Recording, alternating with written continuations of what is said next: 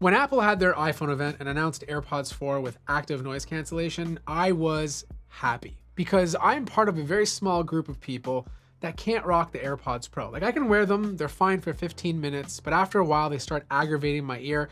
I can't really use them to work out or run because I find they completely fall out. And trust me, I've tried every single tip you can think of, including foam tips. They just don't stay in.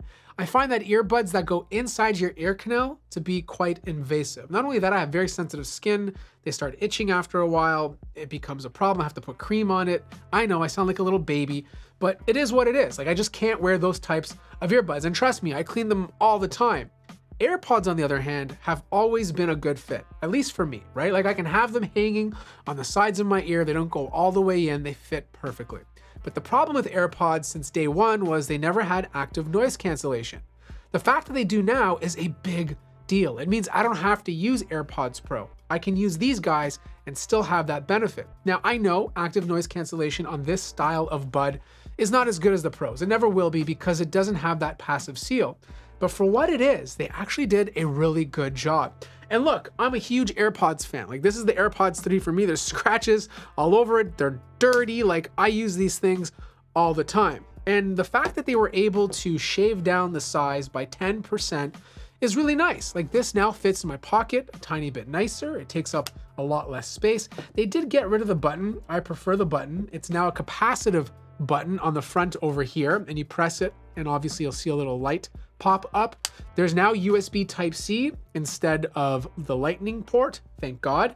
And there's a speaker on it, which means you can hear noises if you need to activate Find My or to notify you if the battery is getting lower. Now, just like the AirPods 3, they're IP54 resistant. So they're not going to be able to be taken into a pool or dive with, but they can withstand some splashes and along with bigger pieces of dust. Now, the one thing I don't like is the fact that they took away MagSafe. Not a big deal if your wireless charger is flat on the table, but if you have a vertical charger, it will no longer stick to it. Not that MagSafe on the AirPods 3 was super strong, but it was strong enough that you could have your AirPods vertically and have them charge. Now, one feature the AirPods 4 still lack, but the Pro models have, is the ability to connect a lanyard. Thankfully, ESR, who was kind enough to partner on this part of the video, offers a fantastic solution. I'm using their AirPods Orbit hybrid case and the Cyber ESR Flick Lock case. Both are made from premium materials to protect your AirPods. And they also come with a lanyard, making them easier to carry and much harder to lose. The cases have a nice rubberized texture, so they won't slip out of your hands, and they come in multiple colors like this black or white option. Plus, they don't add much bulk, so they won't make your pockets look bulky.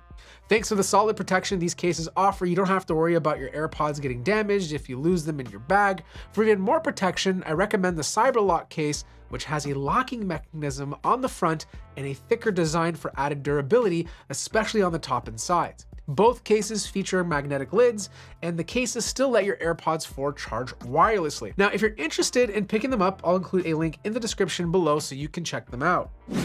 Now, if you're expecting the active noise cancellation to be as good as AirPods Pro, you're going to be disappointed. You have to remember that these don't go in your ear, so they don't have that passive seal. But for what they are, they do a really good job. The best way to describe it is if the AirPods Pros are gonna block out 80% of the noise, these will block out about 50 to 60%. And it really depends on the type of noise. If it's something like an air conditioning unit, a blow dryer, or anything that's like rumbly or deep, these have no problems blocking it out. Now, if you're walking down the street and there's a lot of traffic, you're gonna hear the traffic, but it's gonna reduce that noise to about 25%. So it's still low enough that it doesn't get in the way of the music that you're listening to, but it's loud enough that you're still aware of your surroundings. And I know for some people this is important because if you're in an area where there's a lot of traffic and things are happening, you want to be aware of what's going on. Like, you don't want a car to hit you. You want to be able to move in a moment's notice. So right now you're listening to the microphones from the AirPods 4. You are listening to the microphones from the AirPods 4. I'm in a quiet room. There's not a lot of ambient noise. You guys let me know how it sounds. And now we're going to compare it to the AirPods 3. Okay, now you're listening to the microphones from the AirPods 3. This is using the H1 chip. You guys let me know if there's a difference in terms of microphone qualities. Did the AirPods 4 sound better than the AirPods 3? Obviously, you guys let me know in the comment section below. Now I have a blow dryer on in the background. I'm using the AirPods 3. You guys let me know if it's doing a good job of isolating my voice and blocking out any background noise. And now we're doing the exact same test, the blow dryer in the background, same position, same everything, but now we're rocking the AirPods 4. Does the voice isolation sound better on the AirPods 4 or does it sound better on the AirPods 3? One of the coolest features, and this is obviously coming to the AirPods Pro as well, as long as you've updated them, is the ability to nod to answer or decline a phone call. Like I was at the gym and I got a notification, and instead of like putting the weights down to look at my phone or respond to Siri, I was just nodding. And it worked so well. I looked like an idiot in the middle of the gym, nodding my head like a mad person, but it was very convenient where your hands were full. Like I was able to attend to that notification. The sound quality is even better because of the H2 chip. Like it's not significantly better than the AirPods 3, but it is noticeable. Now, I don't know if this is gonna work well, but I'm going to play two examples, one using the AirPods 4 and the other using the AirPods 3, and you guys let me know if you can hear a difference.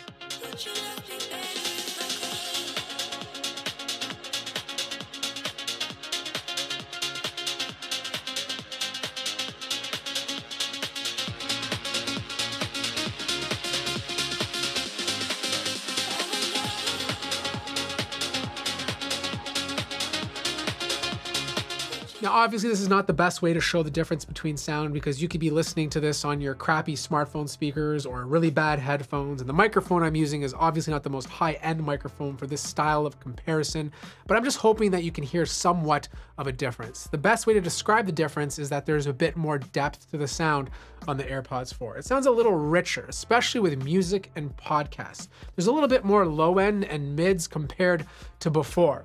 But look, the battery life on this is very similar to the regular AirPods. You will lose about an hour if you leave active noise cancellation on. So 4 hours before needing to charge, 5 hours if you disable ANC, and the total time is 20 hours if you include the charging from the case. Now, two other things I need to mention before I wrap this up. The design of the ear tip is a little bit different. It's more squared off, it's not as rounded, so I find that these actually stick in my ear a little bit better than the previous AirPods 3. Not that these fell out, but this just feels a tiny bit more secure. The other thing to take into consideration is that the H2 chip inside of here has a faster response time with continuity. So when I'm switching between, let's say, my Mac Studio to my MacBook or to my iPhone, it does it a little bit faster compared to the AirPods 3. Now, the big question, should you buy these? Absolutely. Like, this is one of my favorite products from Apple right now. Like, I love these things. And they just fit everything that I've wanted in this style of bud. But remember, it has to fit your ear. This is not for everybody. Like, if this falls out for you, then you're obviously not going to love it. The ANC is good enough that it's not intrusive. I know some people find when the ANC is too much, it bothers them. This is a good happy medium. It's gonna block out the majority of noises, which is exactly what you want. At the same time, it will still be very comfortable to wear. Now, I don't suggest buying these if you're rocking an Android phone. I still think you're better off buying the Galaxy Buds 3. They're obviously more compatible and you get to utilize the features from those buds, whereas these you'll be missing a few things. If you have any questions, let me know in the comment section down below. Like the video if you liked it, subscribe if you haven't already, and I'll see you guys in the next one.